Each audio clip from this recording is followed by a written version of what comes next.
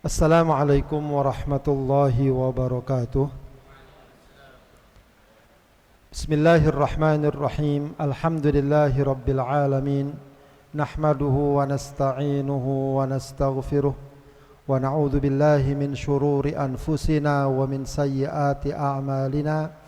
May yahdihillahu fala mudhillalah wa may yudlil fala hadiyalah.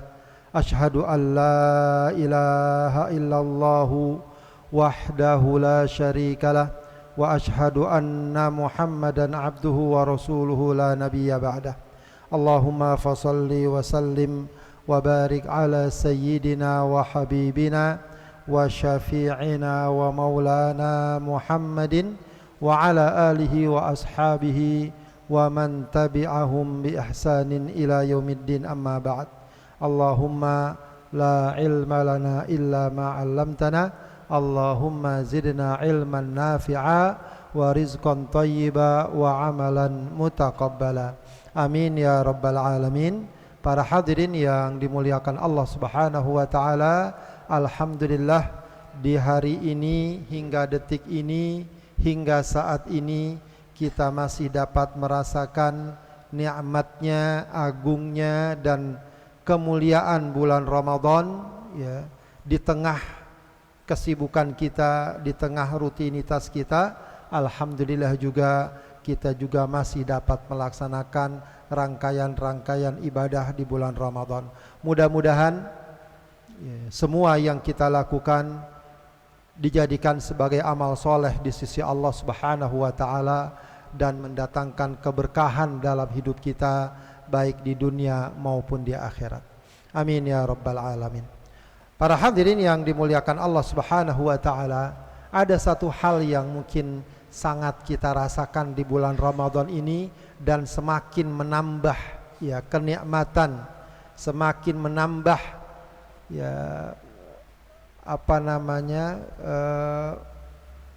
kesemarakan di bulan Ramadan, ya, yaitu munculnya suasana kebersamaan kita dengan saudara-saudara kita, baik di lingkungan terdekat, dengan keluarga kita, dengan kerabat kita, dengan sahabat-sahabat kita, ya, di tengah masyarakat kita, di tempat tinggal kita, di tempat kerja kita. Akan sangat kita tangkap bagaimana ya Ramadan terasa lebih nikmat, ya, terasa lebih syahdu ketika kita merasakan bahwa di sana ada kebersamaan kita dan saudara kita. Ya, mungkin para hadirin pernah mengalami Ramadan ya di daerah minoritas misalnya, di mana kaum musliminnya sedikit. Ya, tidak kita dapati banyak orang yang berpuasa, apalagi bertarawih, apalagi dengan segala macam suasana-suasana khas dan istimewanya. Ya, tapi alhamdulillah di negeri kita, di kampung kita, di tempat kita tinggal, suasana Ramadan begitu semarak, ya, begitu memberikan makna yang berarti. Tentu beda suasananya, ya, meskipun kita tidak akan mengingkari betapa Ramadan tetap mulia kapan saja dan di mana saja.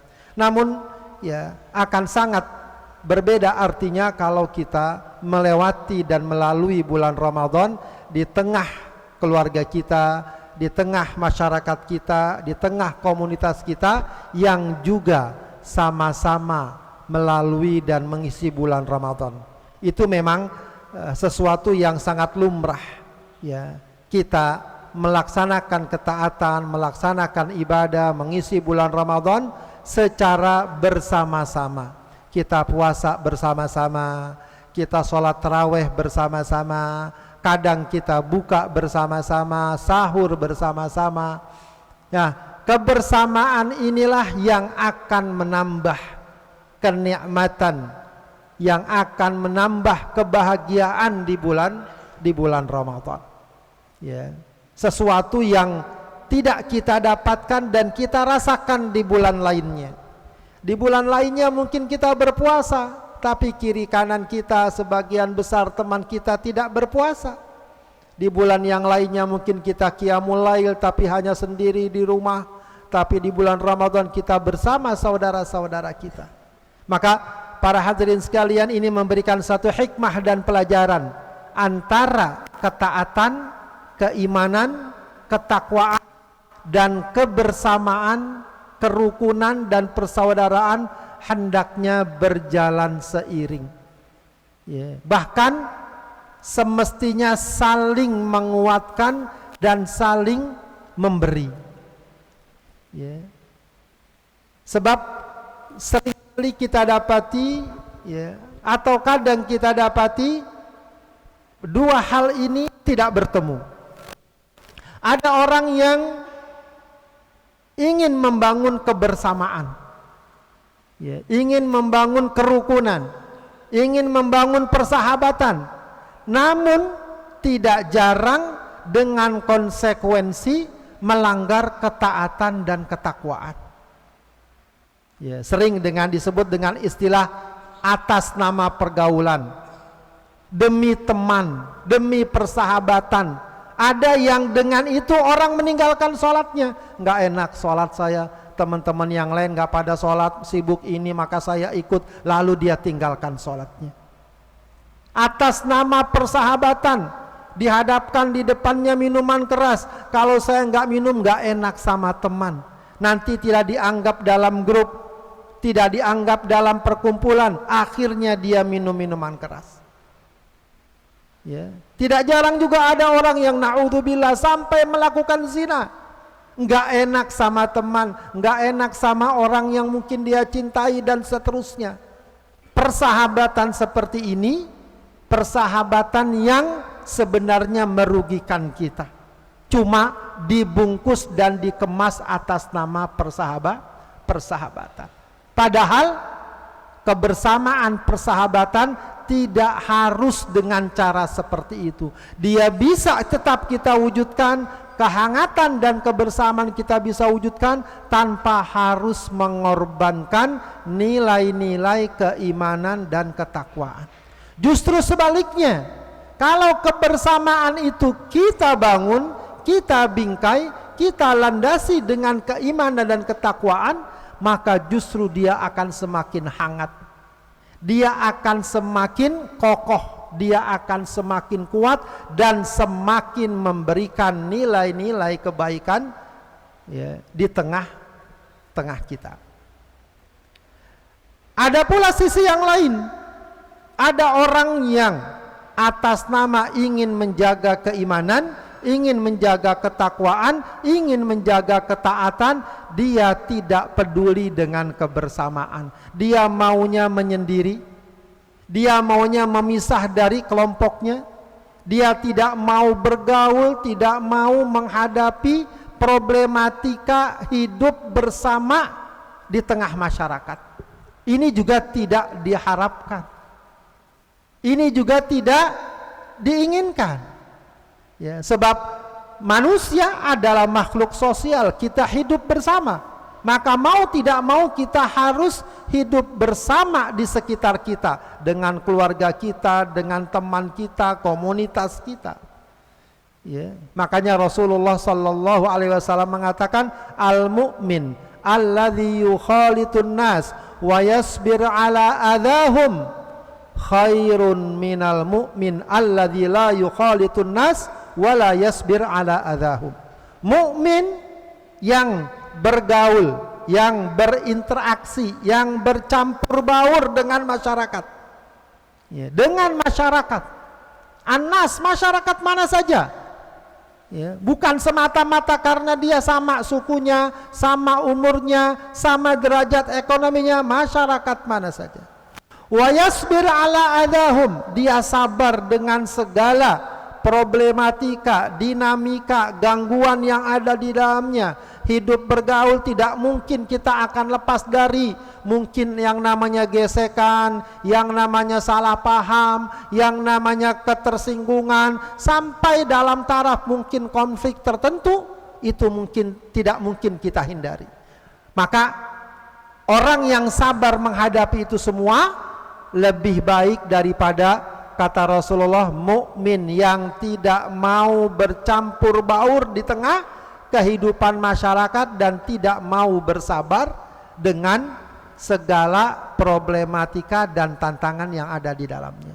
Jadi Bapak Ibu sekalian yang dimuliakan Allah Subhanahu wa taala, keimanan dan ketakwaan yang dituntut dari ajaran Islam bukan merupakan alasan bagi kita untuk menarik diri dari kehidupan masyarakat, bukan menarik diri dari kebersamaan. Maka yang paling ideal apa? Yang paling ideal adalah kita bangun ketakwaan kita bangun ketaatan kita, juga kita pelihara dan kita jaga kebersamaan kita. Insya Allah dengan keinginan yang kuat, dengan azam yang kuat, maka insya Allah hal itu akan terwujud. Ya, justru ya, dalam hal tertentu ketakwaan dan keimanan kita taruhannya adalah soal bagaimana kebersamaan kita. Ketakwaan dan keimanan kita taruhannya apa? Soal bagaimana kebersamaan kita. Oke, kita sholat, kita puasa, kita berzikir, tapi kita melakukan tindakan dan perkara yang dapat merusak kebersamaan. Entah kita mencaci, entah kita menipu, entah kita menzalimi, ya, itu akan sangat mengganggu nilai keimanan dan ketakwaan di sisi Allah. Ya, ketika kita enggak peduli, ketika enggak suka membantu, ketika kita tidak memberikan peran positif di tengah masyarakat kita.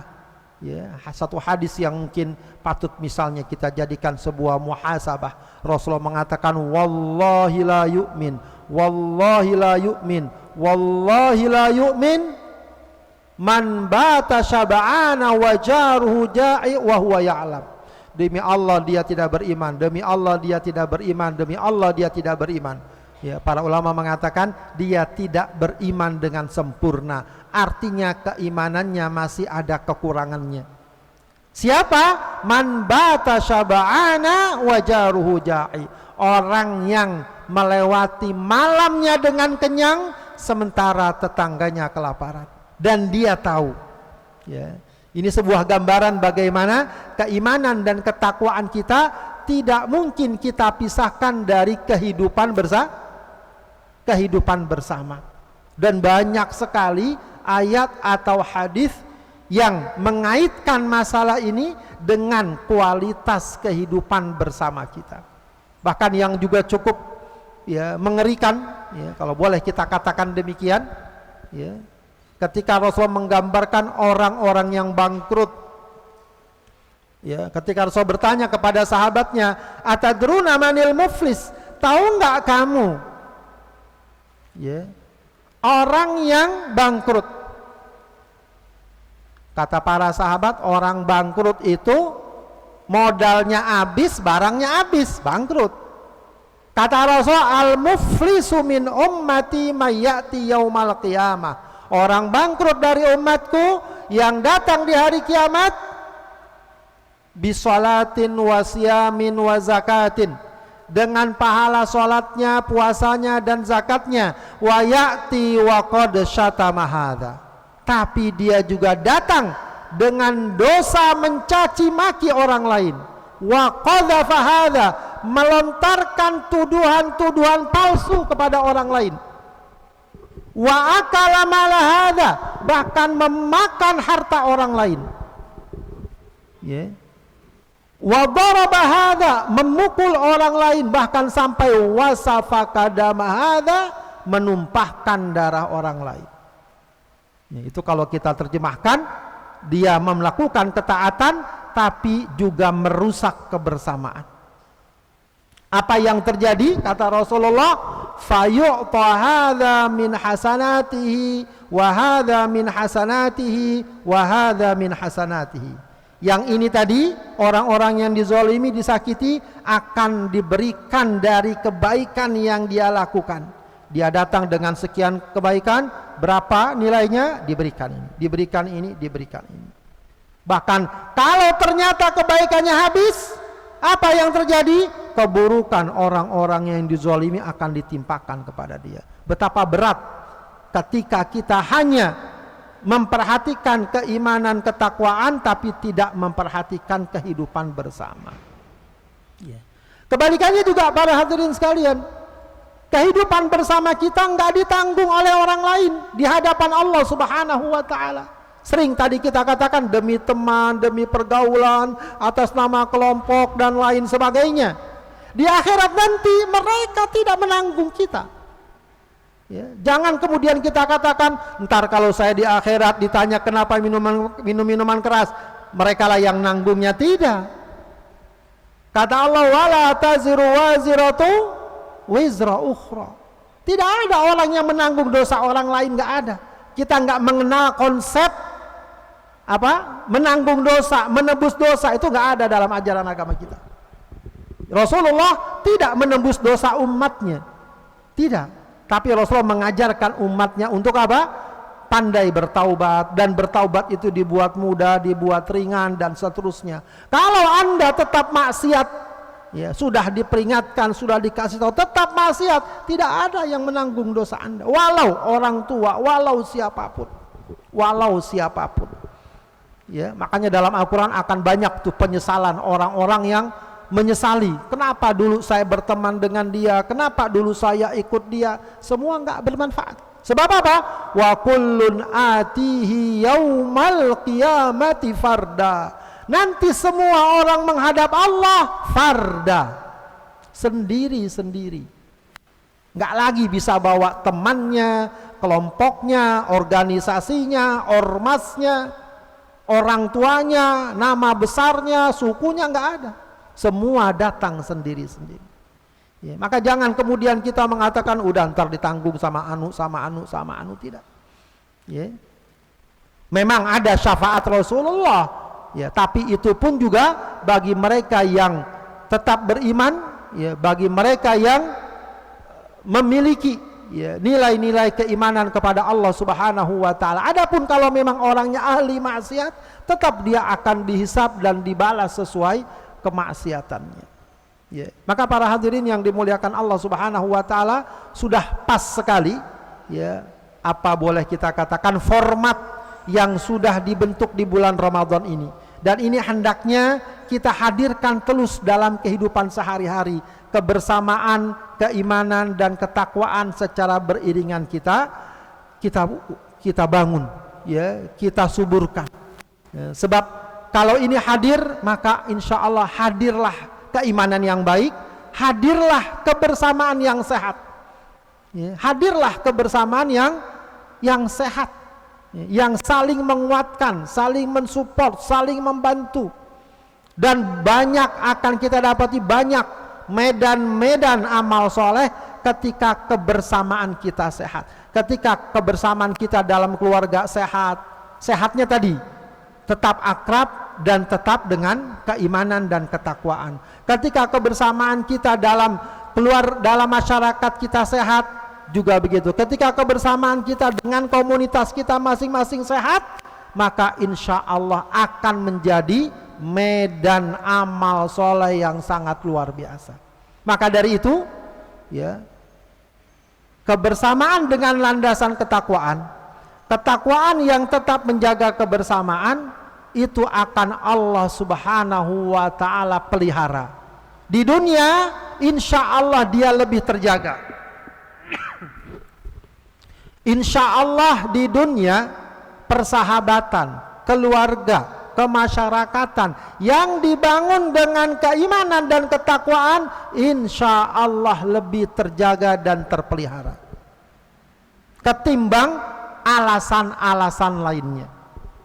Dan yang lebih penting lagi apa? Yang lebih penting lagi, kebersamaan seperti ini Allah janjikan akan terus terjaga hingga hari kiamat. Hingga hari kiamat. Sebab di hari kiamat tidak akan ada yang dapat mengumpulkan kita kecuali keimanan dan ketakwaan. Sudah, nggak ada yang lain. Di dunia mungkin tanpa iman, tanpa bertakwa masih ada orang bisa berkumpul, entah atas nama hobinya, entah atas nama predikatnya, atas nama sukunya, atas nama keluarganya, masih mungkin orang bisa berkumpul. Tapi di hari kiamat tadi tidak ada yang dapat membuat orang berkumpul kecuali keimanan dan ketakwaan.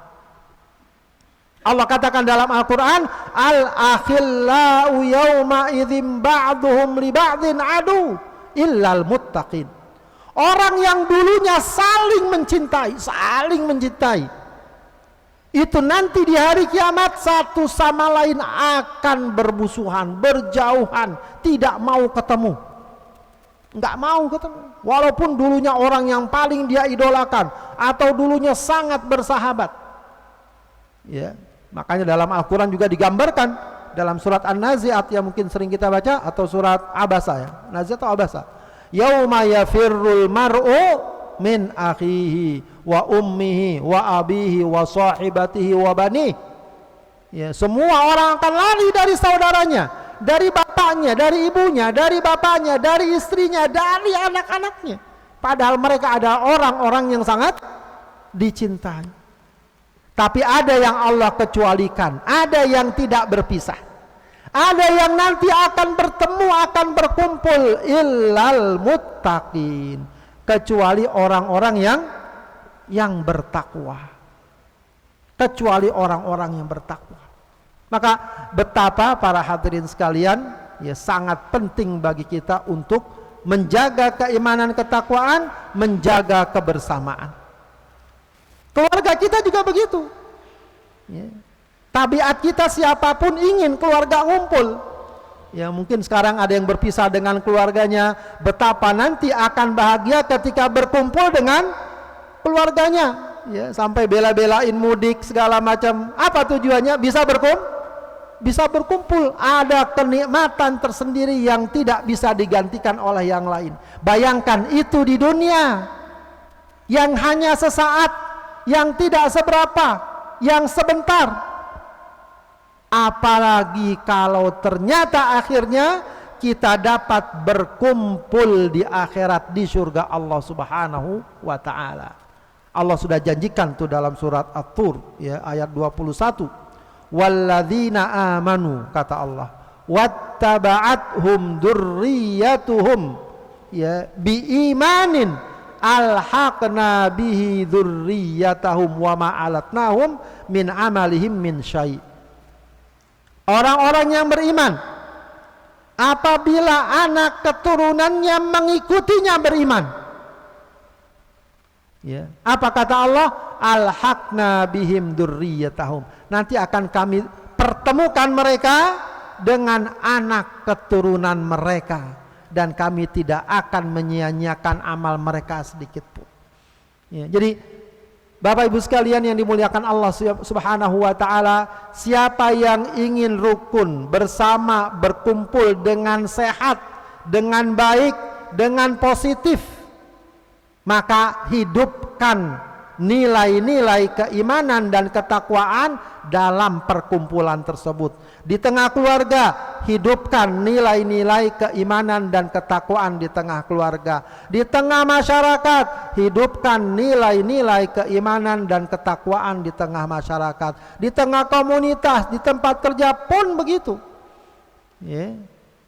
Kita semua tanpa terkecuali hendaknya berpartisipasi di dalamnya dengan apa yang dapat kita berikan, entah dengan kehadirannya, entah dengan supportnya, entah dengan apresiasinya, dengan tenaganya, dengan hartanya.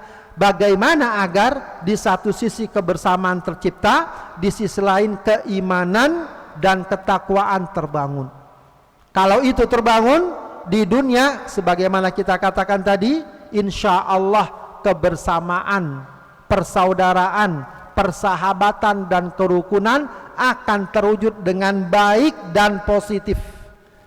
Dan yang paling penting lagi nanti di akhirat, ya, kita akan dikumpulkan oleh Allah Subhanahu wa ta'ala, ya, di surga Allah Subhanahu wa ta'ala dengan segala kenikmatan, dengan segala kehangatan dan karunia Allah Subhanahu wa taala yang tidak terbatas. Maka para hadirin dan hadirat sekalian yang dimuliakan Allah Subhanahu wa taala, ya, ini tentu pelajaran yang sangat penting dan berharga dari bulan Ramadan, ya, menjadi tuntutan kita, menjadi kewajiban kita, sekaligus menjadi kebutuhan kita, menjadi harapan dan keinginan kita. Terus kita suburkan, terus kita hidupkan nilai-nilai keimanan dan ketakwaan kepada Allah Subhanahu wa taala. Kita jaga juga kebersamaan, persahabatan, saling menghormati, saling membantu, saling mensupport, dan meninggalkan hal-hal yang dapat merusak hubungan pergaulan, yang mengganggu orang lain, menyakiti orang lain, menzalimi orang lain. Insya Allah dengan begitu akan hadirlah kehidupan yang baik di dunia maupun di akhirat. Demikian apa yang dapat saya sampaikan, ya, mohon maaf atas segala kekurangan. Semoga Allah kuatkan iman kita, Allah berikan kita istiqamah, Allah mampukan kita untuk mengisi bulan Ramadan ini sebaik-baiknya hingga hari terakhir dan melahirkan ketakwaan dalam kehidupan kita berikutnya. Al-afwu minkum, wassalamualaikum warahmatullahi wabarakatuh.